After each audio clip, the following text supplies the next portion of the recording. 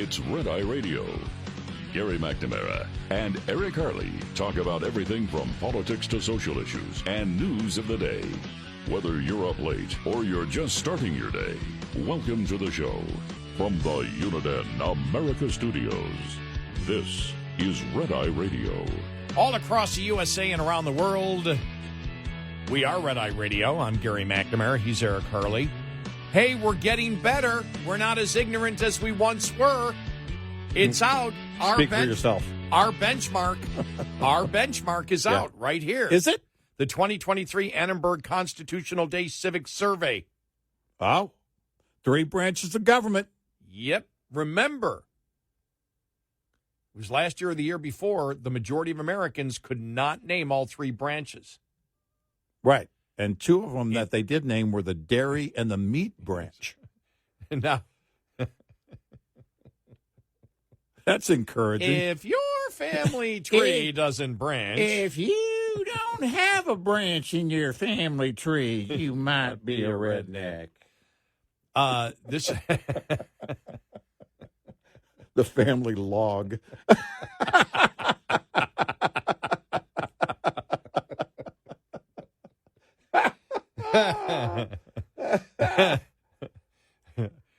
I was thinking about that with Jeff Foxworthy the other day. You know, it's really the thing that makes him different is the way that he changes his voice. Mm-hmm. And he does it a lot, but that was really where it was accentuated, you know. Yeah. If you ever. Yeah. And that really adds to, that makes him completely and totally unique. And he does it in other, and then the other day, you know, and it's that raising and lowering the voice that he does so well. Like the Clampets go to Maui. I heard that bit the other day. I love that bit. I don't want to sit by the window on the airplane because I just had my hair done.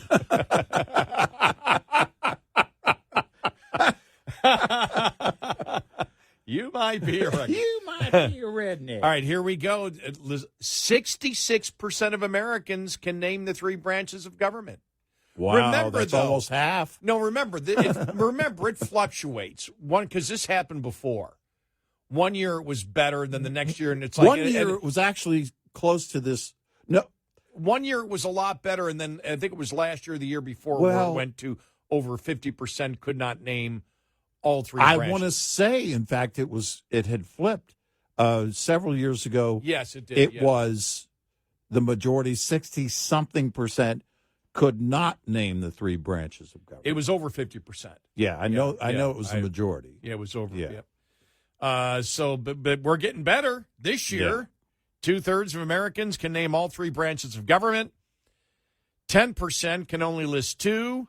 Another 7% can name only 1.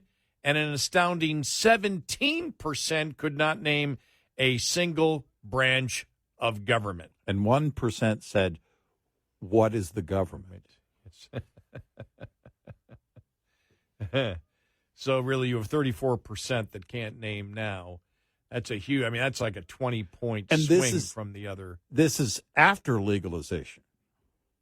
Think about it. After post. That's wow. fairly promising. All right. Fairly promising. Hey, dude, I'm sitting here, I'm really, really high, and I started thinking, what makes our government different than others? Why is our Constitution different here? Hey, man. Give me the bong, will you, please? Man, so the Supreme Court, that's the one that has sour cream, right, man?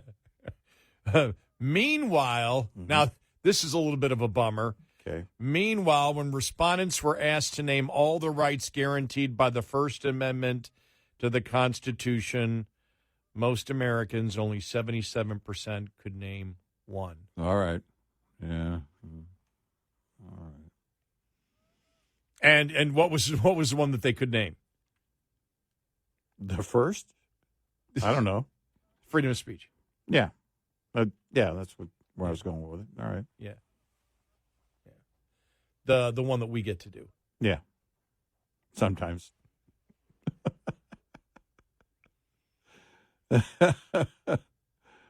Only between midnight and 5.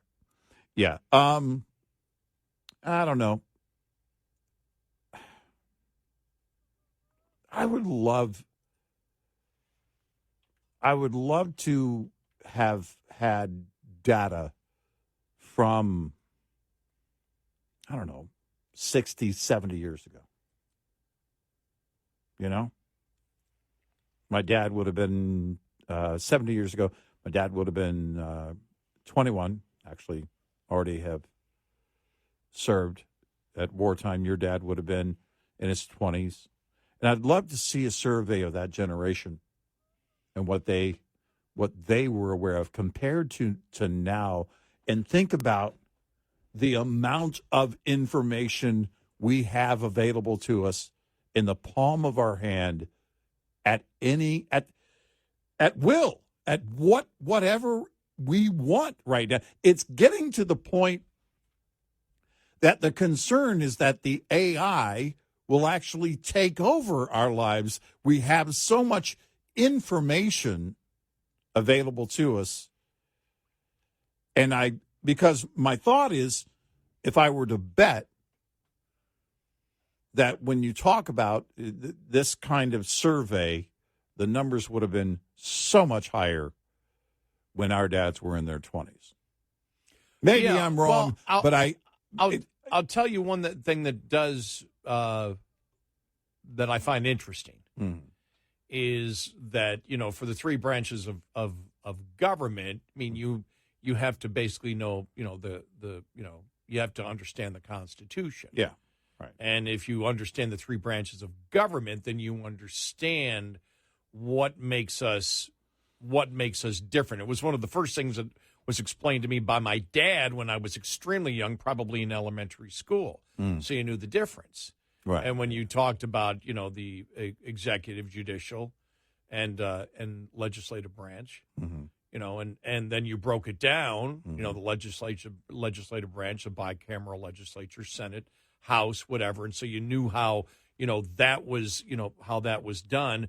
Then you had the judicial, then you had the executive, and then you were taught the reason for all of that and the separation of powers is so power is not concentrated in one particular area. And for us, it was explained so we didn't have a one-party communist system like in Russia. Right.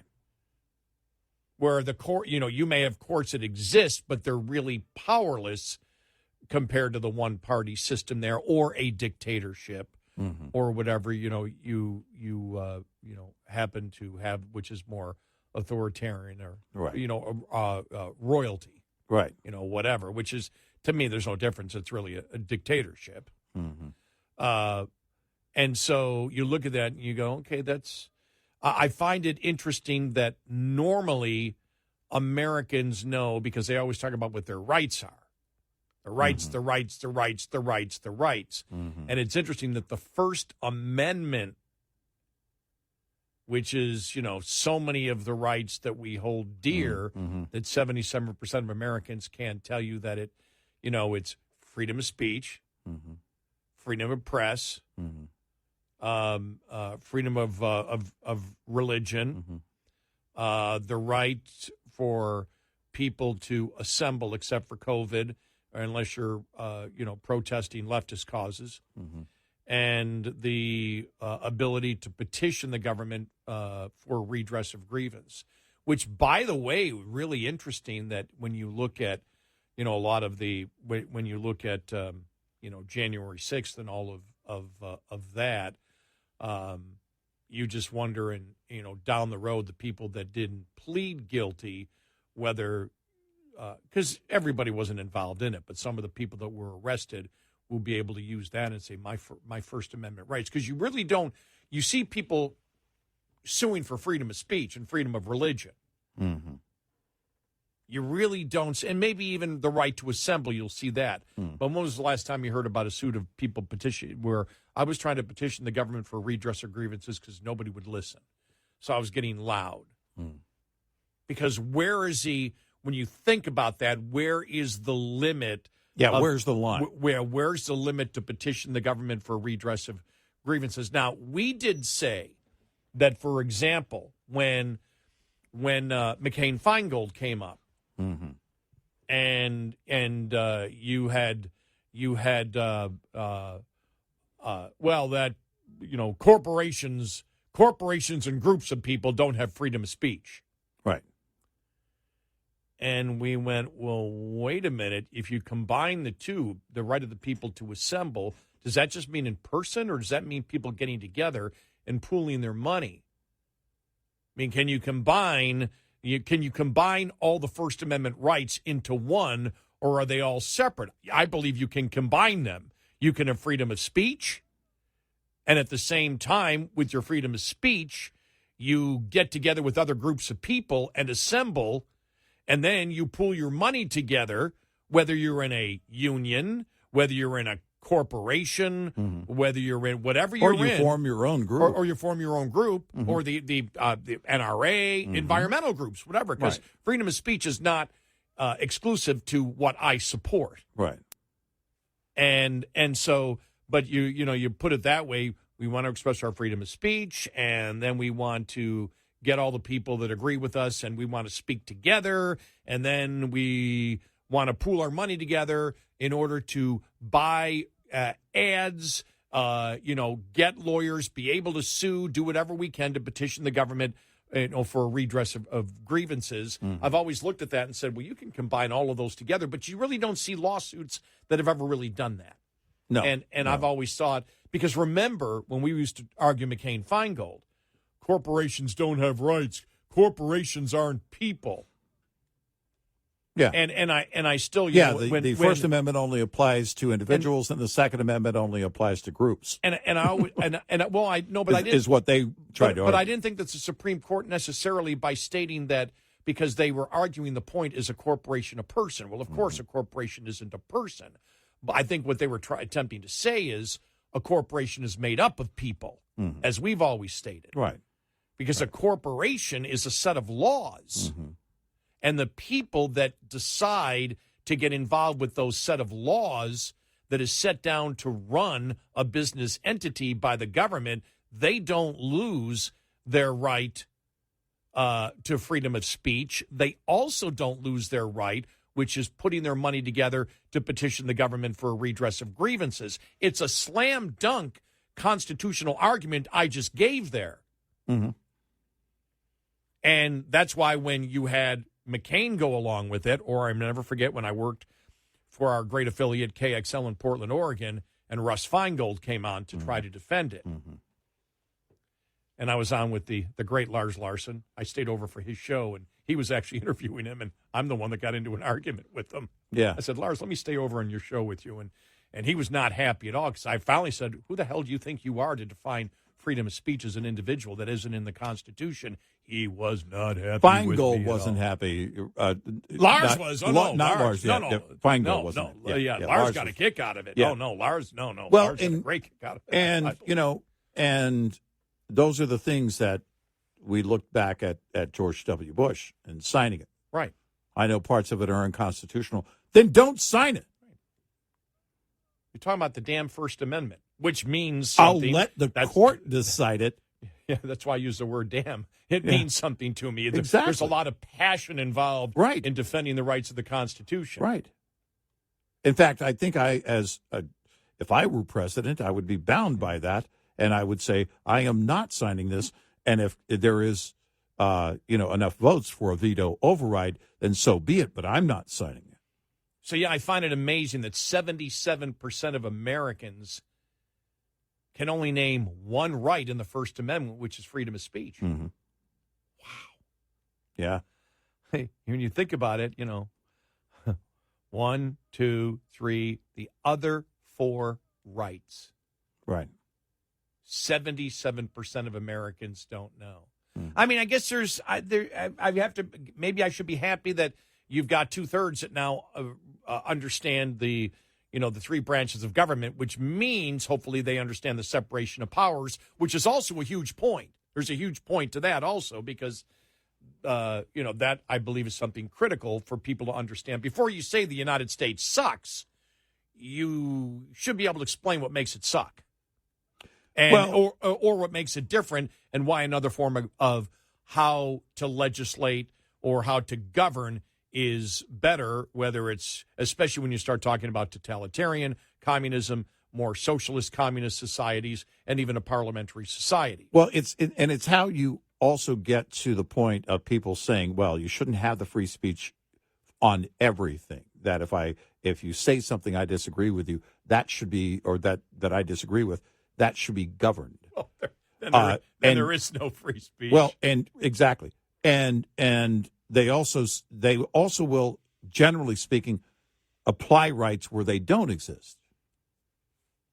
And then it gets into they count on anybody in office on the left to basically take that challenge to the Supreme Court. And the arguments get insane very quickly. And it's not that difficult to understand if you're paying attention. But in today's world, we ignore. Too many are willfully ignorant. As I pointed out, we have all the information we need. Even beyond what you learn in your home or a classroom, you can still learn if there is a will to learn it. Now, I'm looking at the Second Amendment here. Mm-hmm. Let me see. A well-regulated militia being necessary to the security of a free state, comma, the right of the people to keep and bear arms shall not be infringed. Mm-hmm. Well, the people means just a state-organized militia, obviously. Yes, it's only about a group. And right. The First Amendment's only about an individual. Right. 866-90-RED-I. This morning's USDA Farm Report is brought to you by House Products. Tested, trusted, guaranteed since 1920. Continued, expanded investments in conservation and clean energy. Agriculture Secretary Tom Vilsack Tuesday at the Axios Sustainability and Food Insecurity event talked about the need to continue such investments through a new farm bill and other funding avenues. The ability to preserve the conservation resources and the ability to conserve the resources that are dedicated to sustainable aviation fuel, dedicated to renewable energy production, and the transition of rural co-ops to renewable energy as opposed to fossil fuel generated energy. All of that is critically important. Increased investments over the past year included more funding and technical assistance within several natural resources conservation service programs, the U.S. Forest Service's Urban and Community Forestry Program, and rural development clean energy programs, such as powering affordable clean energy. I'm Rod Bain reporting for the U.S. Department of Agriculture in Washington, D.C. This report brought to you by Cenex Fuels and Lubes. We'll be right back with more Red Eye Radio with Eric Harley and Gary McNamara.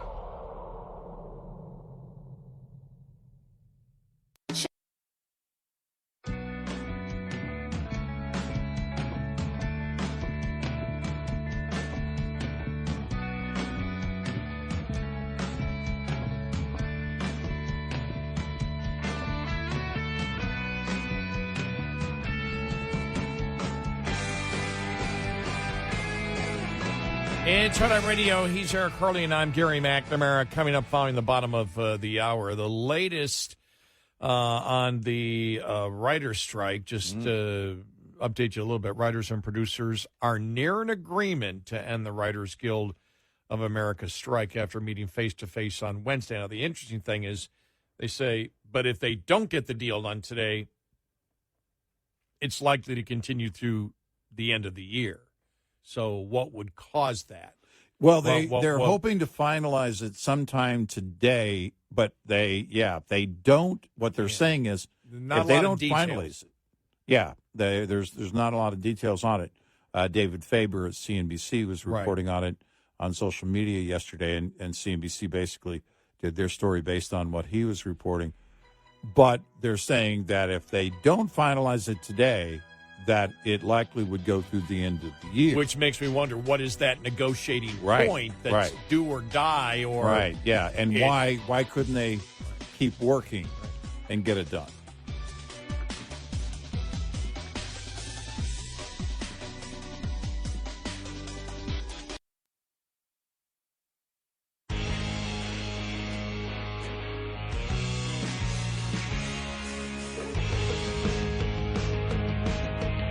the fourth branch of government. Eric Harley and Gary McNamara on Red Eye Radio.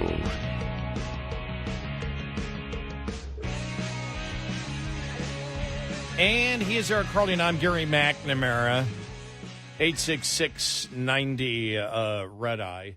All right, this is really interesting. We have our audio cut of the day, which is not on the Merrick Garland stuff, because there was another hearing that took place yesterday, and it's, we've spent a lot of time talking about electric vehicles and how ridiculous, it is, and how the government is mandating electric vehicles, be built based on the regulations they're putting in, a product that the American public is not looking for and the American public can't afford.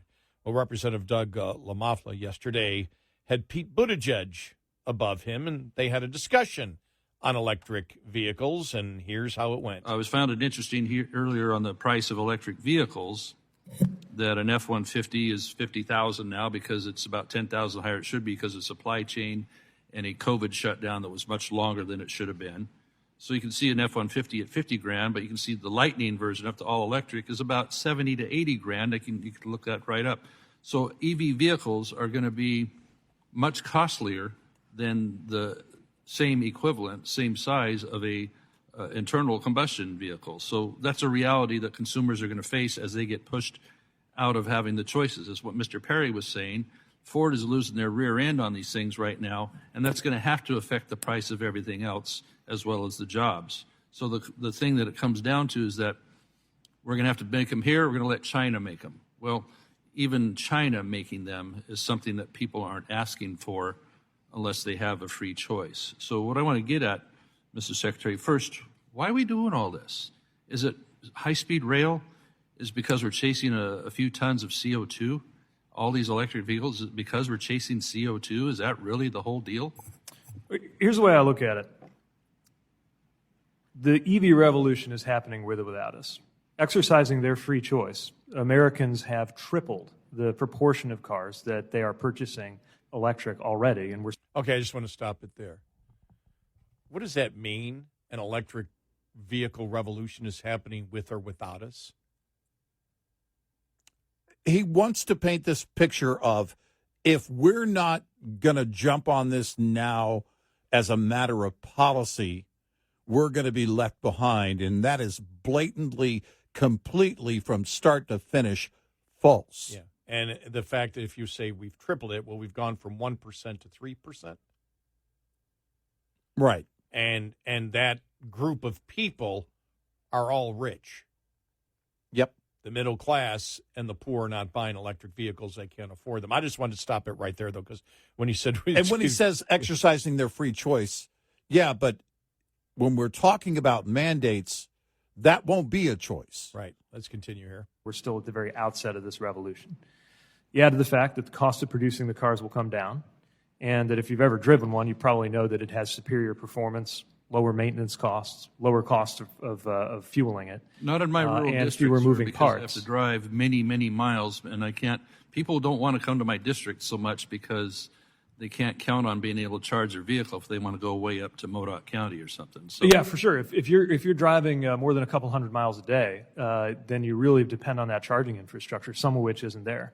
On the other hand, the vast majority of Americans will do what Chasten and I do, which is we got a hybrid plug-in minivan. We just charge it in the garage, and it does what we need for most purposes. But anyway, the point is to get to that very important question you asked: why, if EVs are coming anyway, why have a policy intervention? No, why spend taxpayer money? The answer is this: they're being forced by government. No, nobody's being forced. The CEOs of these corporations don't have a spine. They're all falling in line. I don't know if you sat down with these CEOs, but I would say they're pretty tough and smart. No, they're scared of Washington, D.C.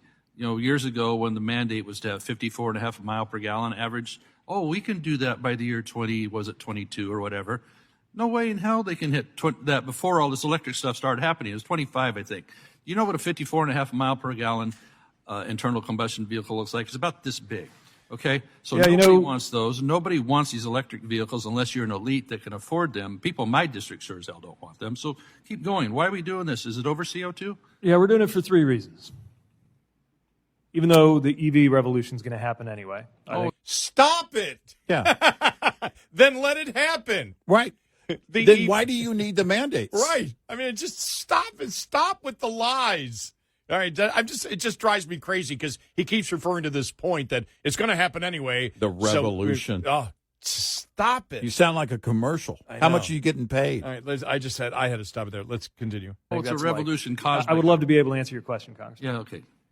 Even though we think that transition is happening in the automotive sector no matter what, there are three things that we think are not guaranteed. Will it happen quickly enough to materially help with climate change? Will it happen on equitable terms that are available to people who aren't wealthy and might not be able? Short on time. If I could just please finish my answer. Let's drill on the climate change. Just finish with a third. Will it be made on American soil or not? It's about CO2, isn't it? How's that? What percent of the atmosphere is CO2 that we're chasing here? I'm sorry? What percent of the atmosphere is CO2 that we're chasing here? Because you talked about climate change. I don't know the percentage of atmospheric gases. You don't know the percent of the atmosphere. What I can tell you is that climate change is real. We got to do something about it. Yeah, this one's called autumn, sir. So I'm sorry? This one's called autumn right now, so yeah. I'm sorry, I couldn't make out what you said, sir. This climate change right now is called autumn, yes. Yeah, that's the seasons changing, which respectively is not the same thing as the climate changing. And as somebody who is hoping to retire in the 2050s and who has kids who will be old enough to ask me as they're getting to their 30s whether we did enough to deal with climate change or whether we just did what was convenient, I take that really seriously. Reclaiming my time. Thank you, Mrs. Secretary. The trillions and trillions we're going to cost our kids to chase a tiny percentage of CO2 will bankrupt all of us, bankrupt our economy, and ship it to China for all the other reasons. So, and he's right. Yep. The congressman is right. Yep. And your kids won't be able to retire. Right. And so what do? I have no idea. I don't know what the science is. I don't know what the CO2 percentage is. But when my kids, I am going to use the emotional argument. When I retire in 2050, and I want my kids to know that we have a world that we can live in. Because you can't defend the substance of one damn thing. Well, he defeated his own argument. He keeps repeating this stupid line about the EV revolution is going to happen with or without us. Well, what do you mean, with or without us, with or without the government? The government doesn't need to be a part of a private sector revolution. If there is a demand for a product, then that demand will be organic, and we don't need to spend taxpayer money on it. It will happen without the government. In fact, when you say with or without us, and you're saying us, as somebody who is in the central government, I would say I choose without us. Yeah. He doesn't even understand the stupid point that he's making works against their own argument. By the way, what's the argument that electric vehicles will come down in price? I don't know who's making that case. If you're talking about making golf cart size electric vehicles, which we call golf carts. Well, look, there are some things, electronics, that come down in price. We've seen it, for example, with the modern flat screen TVs. We've seen them come down. When in the history of vehicles have they come down in price? Right. You right now, because remember... Well, because tell me that this is going to be the last mandate. No, because remember, the first automobiles that were sold at a profit. It was because why? Because it was the marketplace. Here you have electric vehicles that cannot make a profit, even with massive government subsidies. How is that a revolution? Is a revolution a central government? I think maybe it is. I mean, it's a communist revolution. Is a revolution in technology and industry the government deciding what we want, where the people have not decided that they want an electric vehicle? And by the way, did you see when he was talking about the average American? This is one thing I caught. The average American will be like him and his husband, who have the hybrid electric vehicle in their garage that they charge. He doesn't even know that hybrids are gone. Oh, yeah, that's not even going to be a part of the The equation. hybrid's not going to be part of the equation anymore. So his solution to solve a problem is, and remember, he's with the Department of Transportation, supposed to be able to sell this stuff. Mm-hmm. And he doesn't even know what the heck they're selling. They're Right. not selling hybrids. Right. That's not one of the new technologies they're selling anymore. Hybrids are gone. You can still find one. That's not where the government is headed. The government wants fully electric vehicles. And what do you tell the OEMs? Because we're already seeing this happen, where the orders from these dealerships are dropping, and we don't have any more room on the lots. We don't have a demand for these vehicles. So what happens? Does anybody You can't force people to buy these cars. Does anybody actually believe that Pete Buttigieg has a clue about the science or the science or the reality of what it takes to manufacture millions of vehicles? No, you heard this stupidity in these emotional Hollywood type arguments. Well, when I talk to my children, they're going to ask whether we did what was convenient or we did what was necessary. Thanks, Leo DiCaprio.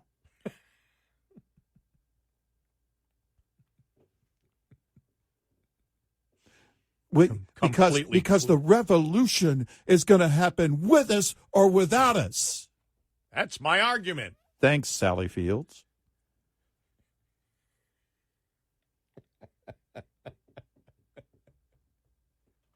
We got to get this beer to California. Thanks, Burt Reynolds. Jerry Reed. But these are the things when you look at it. You take whatever substance out of it. He couldn't even tell you what they're trying to achieve. No, he couldn't. Well, I don't have that information, but when I talk to my children, I don't want them to cry. Then quit feeding them BS. How dare you? Yeah. He didn't even know the amount of, you would think that if you're part of you're the Secretary of Transportation, your job is to promote electric vehicles, that you would at least have a clue of the science behind it. Uh-huh. Or that would be a requirement to be somebody who is part of the federal government, the lead person on transportation. You're advocating electric vehicles, and you can't even tell us why. And you can't even, right. Yeah, outside of even the job description, where's your conviction? Yeah. Because if I'm going to be, if I see myself as an activist in that role, then my conviction is going to tower over everything, and I'm going to feed you so many numbers, your head's going to spin. Right. Where's your thirst for your so-called scientific evidence, the thirst for the knowledge to be able to have that, to have a slam dunk argument besides the emotional crap that you're throwing at Congress? Right. By the way, EV revolution is going to happen with us or without us. I choose without us, because when you say us, as Secretary of Transportation, that means government. I want the government out of it. Natural demand only. Well, full stop. You mentioned Jerry Reed, and now I can't get Amos Moses out of my head. I just can't. 866-90 Red Eye. Coming up, more with Gary McNamara and Eric Harley. It's Red Eye Radio.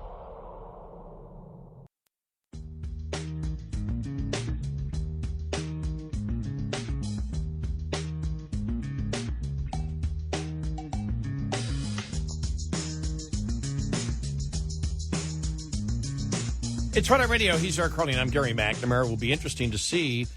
Really not a lot of information given out yesterday. I think it was CNBC that had the story on the WGA and the producers, may have a deal with the Hollywood companies, and we'll see. But what I found interesting, and you saw the same David Faber tweet, because that's really where it really came from, right? Is where he said that if they don't have a deal today, this doesn't work out, They probably won't have a deal till the end of the year. And Right. I just wonder that's got to be something pretty big. Yeah, I don't know what that sunset is or why today, in other words, I don't know why they couldn't keep working and reach a deal next week. But if that is the case, then we'll know soon enough. Finalizing the deal is going to be a big deal. But the AI thing, the thing is we think of the big names in Hollywood, and it's the others that make everything happen. And what they're saying is AI is just going to put me out of work, and I think look, with the advent of CGI, a lot of that was happening already. Like if they do a baseball movie, sometimes the stadium looks full, but they're using CGI to fill the seats. So, that's part of the whole AI thing and those concerns.